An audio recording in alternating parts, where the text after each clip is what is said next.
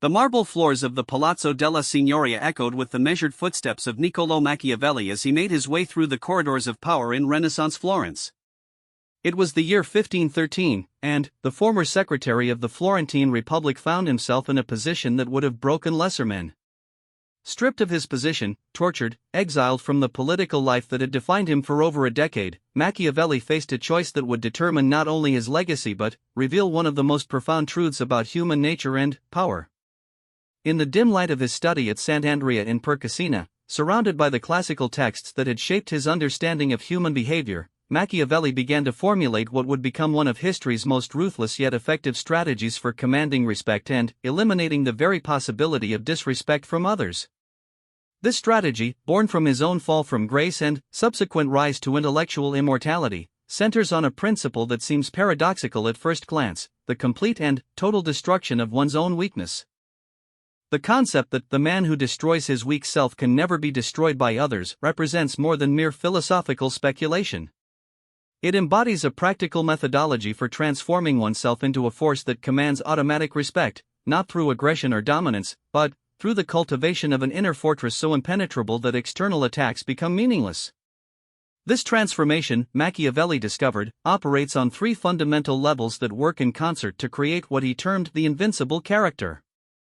Part 1: The Architecture of Inner Destruction. Machiavelli's approach to eliminating disrespect begins with a brutal self-examination that most individuals lack the courage to undertake. During his exile, stripped of the external trappings of power and influence, he was forced to confront the uncomfortable reality that his previous authority had been built largely on circumstance rather than character. The respect he had commanded as secretary was institutional respect, borrowed from his position rather than earned through his personal qualities. This realization became the foundation of his revolutionary approach to power and respect. The process of destroying one's weak self requires first identifying what Machiavelli called the catalog of vulnerabilities. These are the emotional, psychological, and behavioral patterns that make an individual susceptible to disrespect, manipulation, and defeat. In his own case, Machiavelli identified his attachment to political favor, his need for external validation, and his tendency to react emotionally to perceived slights. Each of these vulnerabilities had been exploited by his enemies, leading to his downfall. The methodology Machiavelli developed for cataloging vulnerabilities involves a systematic analysis of past instances where one has been disrespected, dismissed, or defeated. Rather than dwelling on the external circumstances or blaming others, this process requires examining one's own contributions to these situations. What internal weaknesses were exposed? What emotional reactions provided ammunition for adversaries? What needs or desires made one vulnerable to manipulation? Consider the case of Lorenzo de' Medici, whom Machiavelli observed closely during his time in Florence. Lorenzo's early years were marked by frequent challenges to his authority, both from rival families and from within his own circle. The young Medici initially responded to disrespect with anger, defensiveness, and attempts to assert dominance through shows of force. These reactions, while natural, only served to encourage further challenges, as they revealed his emotional investment in others' opinions and his fear of losing face. The transformation that made Lorenzo truly formidable came when he learned to apply what Machiavelli would later codify as the principle of emotional detachment from outcomes. This does not mean becoming emotionally numb or indifferent to life, but rather developing what Machiavelli termed strategic apathy toward the opinions and actions of others. When Lorenzo ceased to react emotionally to provocations, when he stopped seeking validation through others' approval, he became exponentially more dangerous and respected. This principle extends beyond mere emotional control to encompass what Machiavelli identified as the hierarchy of dependencies. Every individual relies on various external sources for their sense of self-worth, security, and identity. These might include professional recognition, social status, romantic relationships, family approval, financial comfort, or physical appearance. Each dependency represents a potential lever that others can use to manipulate or disrespect the individual. The process of destroying these dependencies is not about becoming antisocial or rejecting all human connection, but rather about ensuring that one's core sense of worth and identity remains intact regardless of external circumstances. Machiavelli himself demonstrated this principle when he continued his intellectual work despite losing his political position. His identity as a thinker and observer of human nature remained unassailable because it did not depend on external validation or circumstances. The practical application of this principle requires what Machiavelli called systematic stress testing.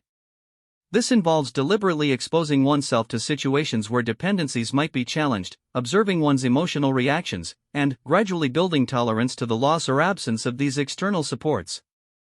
A person dependent on social approval might practice expressing unpopular but well-reasoned opinions. Someone attached to material comfort might periodically embrace voluntary discomfort. An individual reliant on others' validation might undertake projects solely for personal satisfaction. The second component of inner destruction involves eliminating what Machiavelli termed the illusion of fair treatment. Many individuals expend enormous energy feeling indignant about unfair treatment, expecting justice from an inherently unjust world, and believing that good behavior should guarantee good outcomes. This illusion makes them vulnerable to disappointment, resentment, and the kind of emotional reactivity that invites further disrespect. Machiavelli's own experience with the Medici Restoration provided a stark illustration of this principle. Despite his loyal service to the Florentine Republic and his attempts to remain politically neutral, he was still arrested, tortured, and exiled when the Medici returned to power. A lesser man might have spent years nursing resentment about this injustice. Machiavelli, however, used this experience to free himself from the illusion that the world operates according to principles of fairness or merit. This liberation from the expectation of fair treatment creates what Machiavelli described as the advantage of realistic expectations. When one expects nothing from others beyond what serves their own interests, disappointment becomes impossible, and gratitude becomes genuine. This shift in expectations fundamentally alters how others perceive and interact with the individual. People sense the absence of neediness, the lack of hidden expectations, and the genuine nature of any positive interactions, all of which contribute to a natural increase in respect. The third element of inner destruction focuses on what Machiavelli called the tyranny of past identity. Many individuals remain trapped by who they used to be, defending outdated versions of themselves and clinging to past achievements or failures. This attachment to past identity creates predictability, which enemies can exploit, and prevents the kind of continuous evolution that keeps one ahead of challenges. Machiavelli's own transformation from political operative to political philosopher exemplifies this principle. Rather than spending his exile attempting to restore his previous identity as a government official, he consciously crafted a new identity as a student of power and human nature.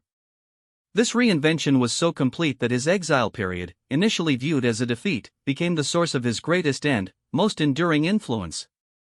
The process of destroying past identity involves what Machiavelli termed strategic amnesia regarding past limitations, failures, and even successes that might constrain future growth.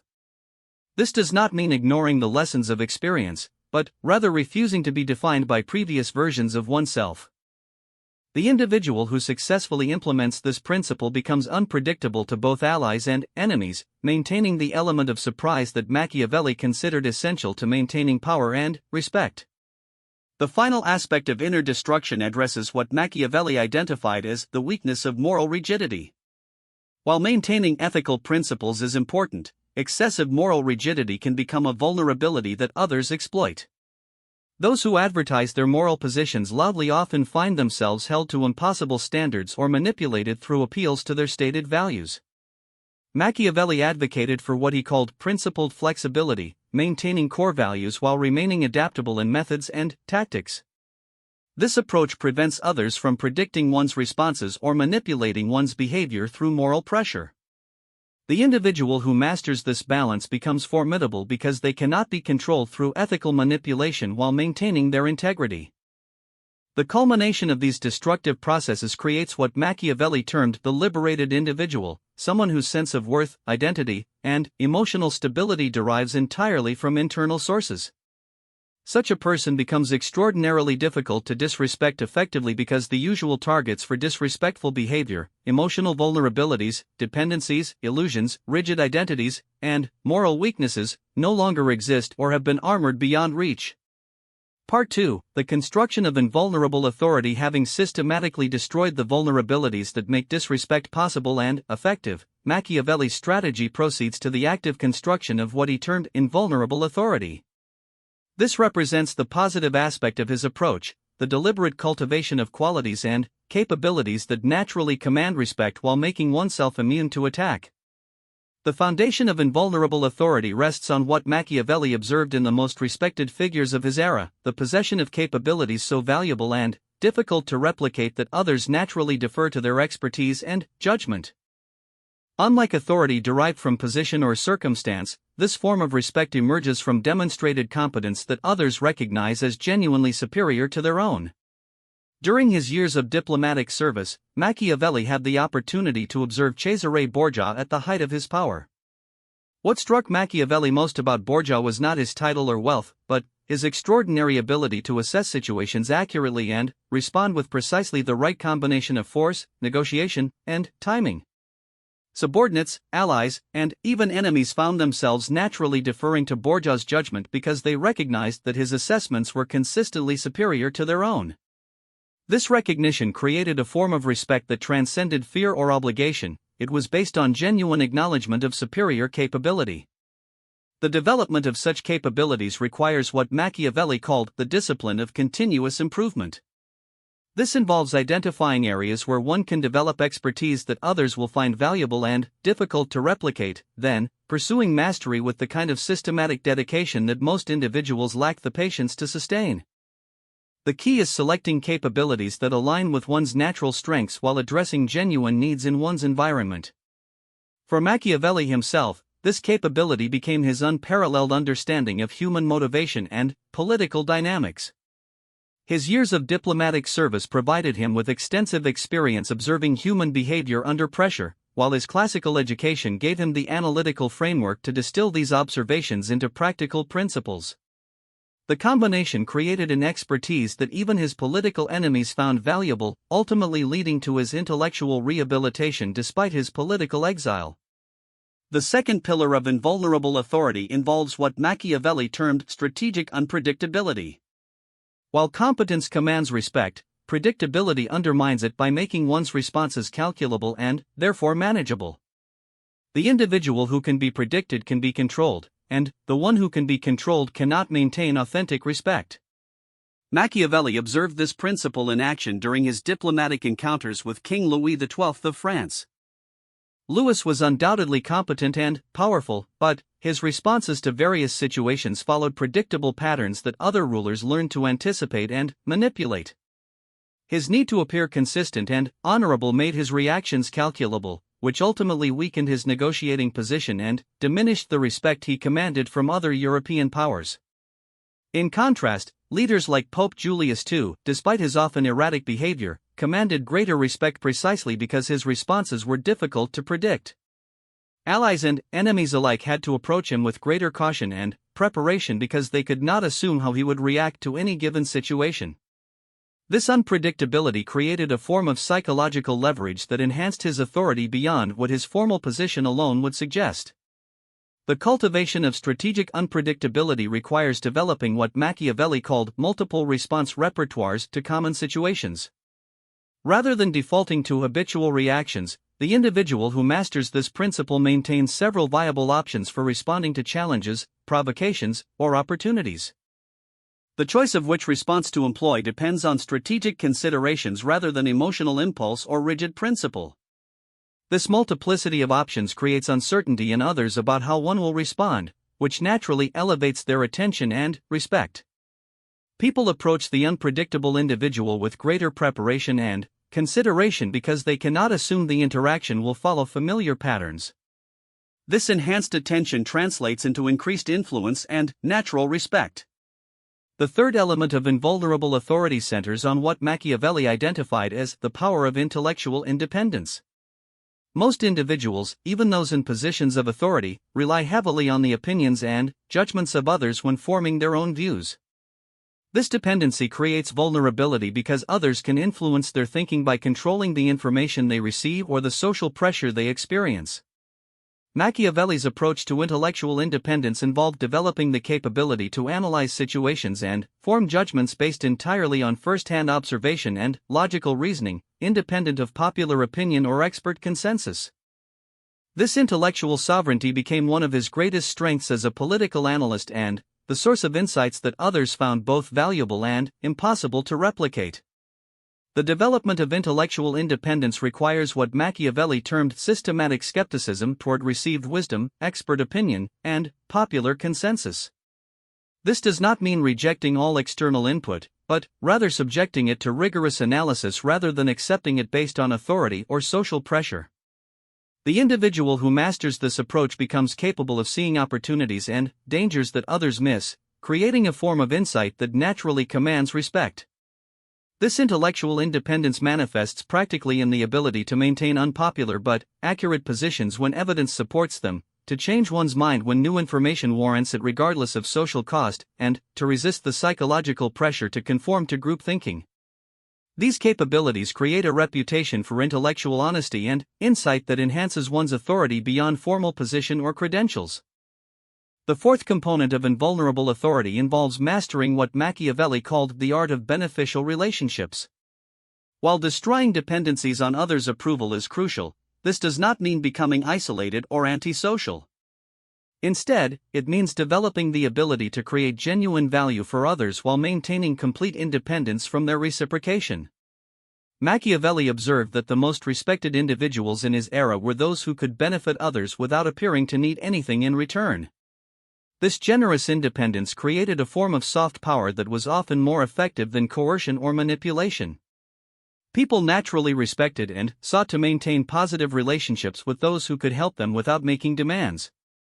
The practical application of this principle involves identifying ways to create genuine value for others, through expertise, connections, resources, or capabilities, while ensuring that one's own well-being and self-respect remain completely independent of others' responses.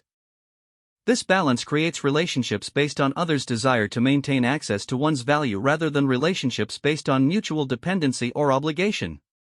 The mastery of beneficial relationships also involves what Machiavelli termed selective generosity, the strategic application of one's capabilities to help others in ways that demonstrate value without creating entitlement. The key is maintaining complete control over when and how one chooses to be generous, ensuring that others perceive such generosity as a privilege rather than a right. The fifth element of invulnerable authority addresses what Machiavelli called the presence of contained power. This refers to the ability to project the sense that one possesses significant capabilities while maintaining complete control over their expression. The individual who masters this presence creates the impression that challenging them would be imprudent, not because of threats or aggression, but because of the sense that they possess resources and capabilities that others cannot fully assess. Machiavelli observed this quality in Giuliano della Rovere, later Pope Julius II, during his years as a cardinal. Della Rovere possessed an aura of contained intensity that made others cautious about crossing him, even when he held no immediate power over them. This presence derived not from physical intimidation but from the sense that he possessed depths of capability and determination that others could not fully gauge. The development of contained power involves cultivating genuine capabilities while maintaining a reserved demeanor that does not fully reveal their extent. This creates uncertainty in others about one's true capacities, leading them to err on the side of caution when considering whether to show disrespect or challenge one's positions. The practical cultivation of this presence requires developing real capabilities, whether intellectual, social, financial, or practical, while maintaining what Machiavelli called strategic reticence about their full extent. The individual who talks constantly about their abilities diminishes their impact, while the one who demonstrates competence while maintaining mystery about their limits creates a much more powerful impression. The culmination of these elements creates what Machiavelli termed natural authority, a form of respect and deference that emerges spontaneously from others' recognition of one's capabilities, independence, and controlled power. This authority does not depend on titles, positions, or external validation, making it immune to the political changes and circumstances that can strip away formal power. Part 3, the manifestation of absolute respect. The final phase of Machiavelli's strategy for eliminating disrespect involves the practical manifestation of the inner transformation and authority construction in daily interactions. This phase addresses how the individual who has destroyed their vulnerabilities and built invulnerable authority should conduct themselves to ensure that disrespect becomes not merely unlikely, but literally impossible for others to express effectively. Machiavelli's approach to manifestation begins with what he called the principle of selective engagement. Having freed oneself from the need for others' approval and having developed genuine capabilities that command respect, the transformed individual gains the power to choose their interactions strategically rather than reactively. This selectivity itself becomes a source of power and respect, as others recognize that access to one's time and attention has become a privilege rather than a right. The practical application of selective engagement involves developing clear criteria for determining which interactions, relationships, and opportunities warrant one's investment of time and energy. These criteria should be based on strategic value, personal growth potential, and alignment with one's objectives rather than social pressure, guilt, or the desire to please others. The individual who masters this selectivity finds that others naturally increase their respect and effort to qualify for engagement. Machiavelli observed this principle in action during his interactions with various political figures throughout his career. Those who made themselves constantly available to anyone who requested their time were generally taken for granted and often treated with casual disrespect. In contrast, individuals who carefully selected their engagements and maintained high standards for access were approached with greater preparation, respect, and appreciation for their time. The second aspect of manifestation involves what Machiavelli termed the discipline of measured response. Having eliminated the emotional vulnerabilities that lead to reactive behavior, the transformed individual gains the ability to respond to all situations, including provocations, challenges, and attempts at disrespect, from a position of strategic choice rather than emotional compulsion. This measured approach to response creates several advantages that compound over time. First, it prevents others from manipulating one's behavior through emotional triggers, eliminating a primary source of their sense of power over the individual. Second, it creates uncertainty about how one will respond to challenges, forcing others to approach interactions with greater care and preparation. Third, it demonstrates self-control and emotional sophistication that naturally commands respect from observers. The development of measured response requires what Machiavelli called the pause of consideration, a brief interval between receiving a stimulus and choosing a response during which one evaluates the situation strategically rather than reacting emotionally.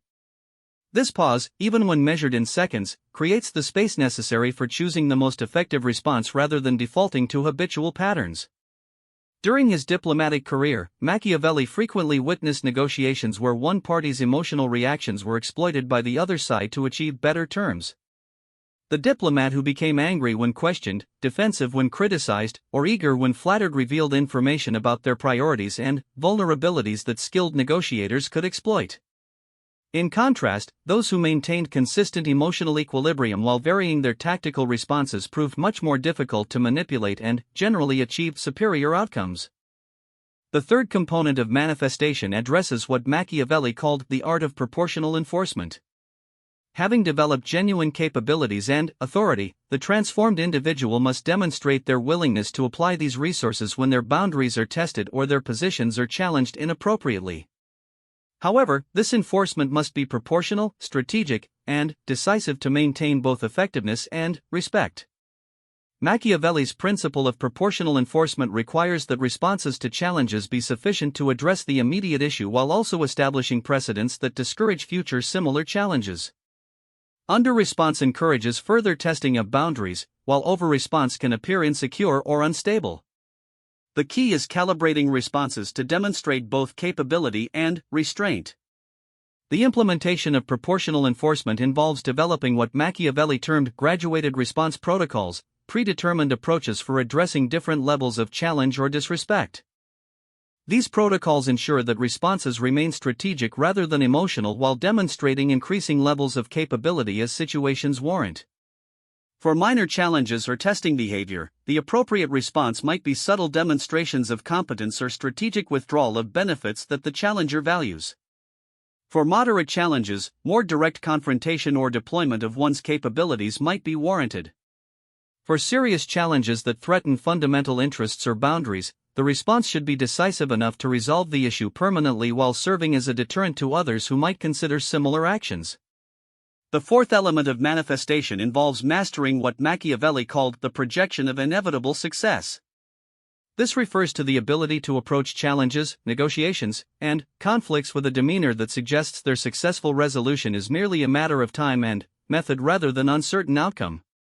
This projection becomes self-fulfilling as others, sensing this confidence, often choose to accommodate rather than oppose the individual who possesses it. The development of this projection requires genuine confidence in one's capabilities combined with strategic patience about achieving objectives. The individual who masters this quality appears neither anxious about outcomes nor attached to specific timelines, creating the impression that they possess resources and strategies sufficient to prevail regardless of current circumstances. Machiavelli observed this quality in several successful political figures of his era, noting that their competitors often chose to negotiate or withdraw rather than engage in direct conflict, simply because these individuals projected such certainty about their eventual success. This projection reduced the actual conflict required to achieve objectives while enhancing the respect accorded to their capabilities. The practical cultivation of this projection involves developing genuine backup plans and alternative strategies for achieving important objectives, eliminating the anxiety that comes from having only one path to success. When an individual knows they have multiple viable approaches to their goals, they naturally project the confidence that others interpret as inevitable success. The fifth component of manifestation addresses what Machiavelli termed the maintenance of strategic mystery. While demonstrating competence and authority is important, revealing the full extent of one's capabilities, resources, and strategies can diminish their effectiveness by making them calculable and, therefore, manageable by opponents. The practice of strategic mystery involves being open about one's standards, principles, and general capabilities while maintaining discretion about specific resources, detailed strategies, and the full extent of one's influence or knowledge. This balance allows others to understand what working with or against the individual might entail while preserving the uncertainty that enhances one's strategic position. Machiavelli's own approach to strategic mystery became evident in his political writings, which revealed his analytical capabilities and general principles while maintaining discretion about specific sources, detailed intelligence, and the full extent of his political networks. This approach enhanced his reputation as someone whose insights were valuable while preserving his effectiveness as an analyst and advisor. The final aspect of manifestation involves what Machiavelli called the cultivation of willing allies. Having eliminated the need for others' approval while developing genuine capabilities that benefit those around them, the transformed individual gains the ability to create what Machiavelli termed voluntary loyalty, relationships where others choose to maintain positive connections because they genuinely value the interaction rather than because of obligation, pressure, or manipulation. These willing allies become force multipliers who extend the individual's influence and capabilities while serving as natural defenders against challenges or attempts at disrespect from others. The presence of voluntary supporters who genuinely value their relationship with the individual creates a social environment where disrespect becomes not only ineffective but socially costly for those who attempt it. The development of willing allies requires consistently demonstrating value to others while maintaining complete independence from their reciprocation. This balance creates relationships where others choose to invest in maintaining positive connections because they recognize the genuine benefits while respecting the individual's autonomous nature. The culmination of these manifestation principles creates what Machiavelli termed the atmosphere of natural respect, a social environment where others automatically approach the individual with consideration, preparation, and deference not because they are forced to, but because the individual's demonstrated qualities make disrespectful behavior seem inappropriate, ineffective, and potentially costly. This atmosphere becomes self-perpetuating as others observe the respect accorded to the individual and adjust their own behavior accordingly. New acquaintances quickly learn the social norms that surround the individual, while those who might initially attempt disrespectful behavior find themselves isolated and ineffective, leading them to either adjust their approach or withdraw from interaction entirely. The achievement of this natural respect represents the ultimate validation of Machiavelli's strategy. The individual who successfully implements his approach finds that eliminating disrespect requires no ongoing effort because they have created conditions where such behavior becomes literally impossible to execute effectively. Others may attempt disrespect, but it fails to achieve its intended effect of diminishing the individual's standing, influence, or self-respect, making the behavior pointless and ultimately self-defeating for those who persist in it. In this final state, the individual has achieved what Machiavelli considered the highest form of power, influence that operates through others' voluntary recognition of one's value rather than through force, manipulation, or dependency. This represents not merely the elimination of disrespect, but the creation of conditions where respect flows naturally from genuine recognition of worth, capability, and character. The transformation from vulnerable individual to invulnerable authority represents more than personal development, it constitutes a fundamental shift in how one relates to power, influence, and human nature itself. The person who masters Machiavelli's strategy discovers that true strength lies not in dominating others, but in becoming someone whose natural qualities make domination unnecessary because others voluntarily choose to maintain respectful relationships.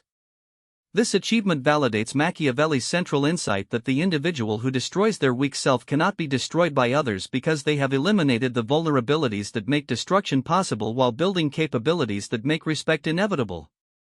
In doing so, they transcend the common struggle for respect and enter a realm where such respect flows naturally from the recognition of genuine worth, the ultimate expression of human dignity and personal power.